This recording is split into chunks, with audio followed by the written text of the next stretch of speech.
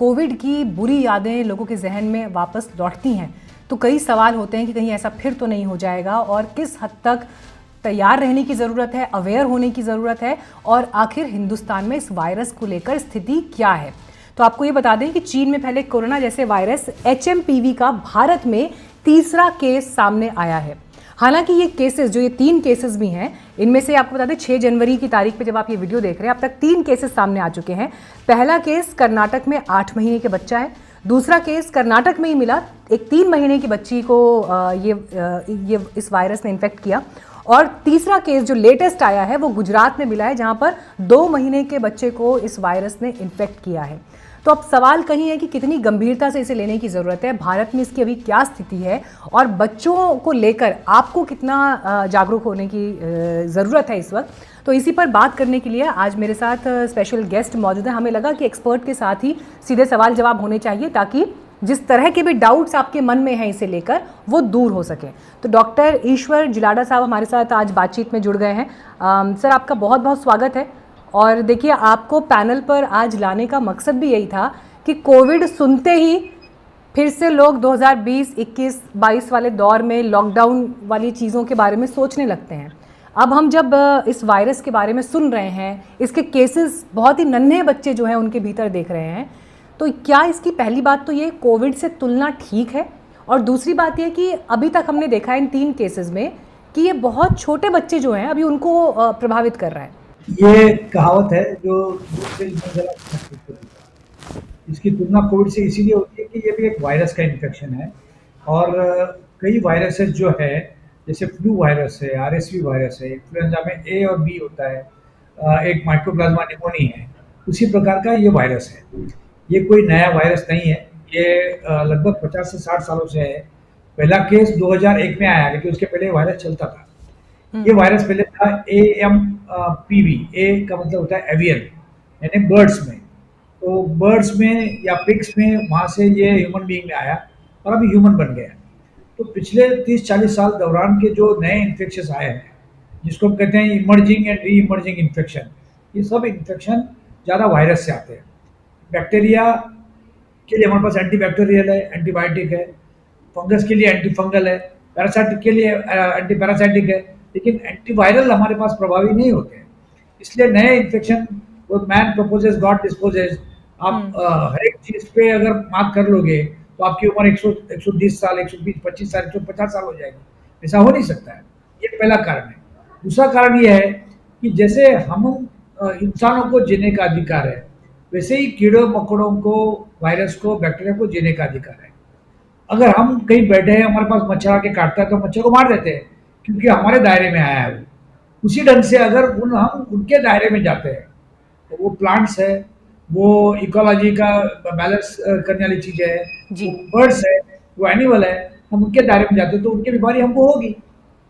तो इंसान अपने स्वार्थ के लिए हर जानवर को मारकर उसका मीट खाने की कोशिश करता है, वहाँ से बीमारी आती है।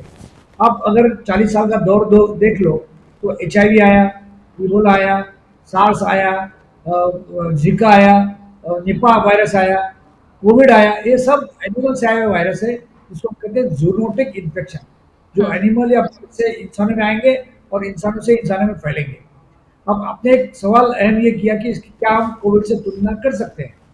तुलना, हर वायरस का जो रेस्पिरेटरी ट्रैक्ट में इन्फेक्शन होता है, सांस लेने से इन्फेक्शन होता है, अगर छींक या खांसी से इन्फेक्शन होता है तो उसकी तुलना कोविड से होगी। लेकिन क्या ये कोविड के उतना खतरनाक हो सकता है? नहीं होगा, क्योंकि आज भी जो कॉमन वायरल इन्फेक्शन होते हैं बच्चों में या हर इंसानों में, उनकी आप एक मल्टीप्लेक्स PCR होता है, एक ही PCR टेस्ट से कई प्रकार के वायरस को टेस्ट कर सकते हैं। अगर उसका जांच करो तो 5 से 10% लोगों को ये MPHV वायरस आएगा। इसका मतलब ये वायरस हमारे पास है। यानी हमें जनरली ये आदत होती है हिंदुस्तान में कि कुछ भी हुआ तो पहले, सबसे पहले पाकिस्तान या चाइना का नाम लेते हैं कि वहाँ से कोई दुश्मन आया। तो ये ज़रूर ऐसा हमें महसूस होता है, लेकिन ये इन्फेक्शन है। हाँ, और इसीलिए जो बच्चों में मिल रहा है वो इन्फेक्शन, और वो बच्चे कोई हिस्ट्री ऑफ ट्रैवल नहीं है, चाइना नहीं गए, मलेशिया नहीं गए, फिलीपाइंस नहीं गए। और एक मेडिकल में एक कहावत होती है, eyes do not see what mind does not know. अगर आप मेरे सामने कभी पहले आई नहीं, तो मैं आपको पहचानूँगा नहीं सेकंड टाइम देखने के बाद। लेकिन आज आप पहली बार मेरे सामने आ गई, तो नेक्स्ट टाइम देख के मैं मीनाक्षी जी कैसे हो बताऊँगा। उसी ढंग से हम उसको सोच ही नहीं रहे थे कि वायरस हमारे पास है, तो हमने वो जाँच नहीं की। जाँच इसलिए नहीं होती है कि ये मल्टीप्लेक्स पीसीआर बहुत महँगे टेस्ट है, 17 से 20 हज़ार रुपए लगते हैं। तो हम क्या करते हैं कि ऐसे पीसीआर करते हैं कि जिसका हमारे पास इलाज है। जैसे इन्फ्लुएंजा ए का हमारे पास इलाज है, एंटी फ्लू नाम की दवा इन्फ्लुएंजा के लिए देते हैं। तो जिसका इलाज है उसको हम जांच करके उसका इलाज कर देते हैं। और जिसका इलाज नहीं है वो 3-4-5 दिन में अपने आप अच्छा हो जाता है, तो हम उसको भूल जाते हैं। उसी ढंग से एमपीएच एचएमपीवी वायरस को हम मद्देनजर नहीं करते, क्योंकि ये सेल्फ लिमिटिंग इन्फेक्शन है। 3-4 दिन में 5 दिन में अच्छा हो जाता है। छोटे बच्चों में, बुजुर्ग लोगों में, या जिन लोगों में ऑलरेडी इम्यूनिटी का मात्रा कम है, या कोई रीनल ट्रांसप्लांट हुआ है, किडनी ट्रांसप्लांट हुआ है, या किसी को अनकंट्रोल डायबिटीज है, किसी को अस्थमा है, किसी को टीबी है, उनको ये ज़्यादा तकलीफ कर सकता है। लेकिन इसका डेथ रेट बहुत ज़्यादा नहीं है। जो फ्लू का या फ्लू लाइक इलनेस उसको कहते हैं, आईएलआई, इन्फ्लुएंजा लाइक इलनेस, उसी ढंग से उसका डेथ रेट या सफरिंग रेट है। पर ये कितना कितना डेंजरस हो सकता है, कितना सीवियर हो सकता है ये?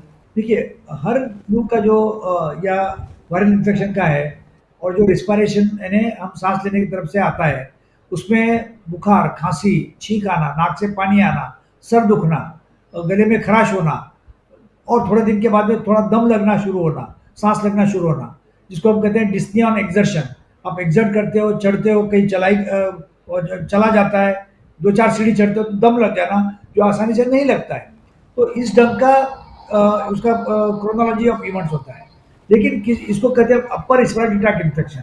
हमारे रिस्पिरेटरी ट्रैक्ट के अंदर लंग्स है। लंग्स में एक अपर पार्ट होता है और एक लोअर पार्ट होता है। अपर पार्ट ये ज़्यादा नाक, कान और गले से जुड़ा हुआ होता है। इसलिए बहुत लोगों को जो इन्फेक्शन होता है, माइल्ड इन्फेक्शन होता है, उसको कहते हैं अपर रिस्पिरेटरी ट्रैक्ट इन्फेक्शन, यूआरटीआई। किसी को जिसकी इम्यूनिटी कम है और उसका वक्त पे इलाज नहीं किया, या उसको इग्नोर किया, या उनको ऑलरेडी कुछ अंदर बीमारियां चल रही है, तो लोअर रिस्पिरेटरी ट्रैक्ट इन्फेक्शन हो जाता है, और उसी से निमोनिया होता है। तो निमोनाइटिस से निमोनिया हो जाना, अंदर अपने लंग के अंदर एल्वियोलर स्पेसेस होते हैं, वहाँ पे इन्फेक्शन हो जाना। फिर कभी किसी को सांस के लिए हमको ऑक्सीजन देना पड़ता है, कम से कम 2 लीटर पर मिनट ऑक्सीजन देना पड़ता है। किसी को आईसीयू में शिफ्ट करना पड़ता है, किसी को वेंटिलेटर लगाना पड़ता है।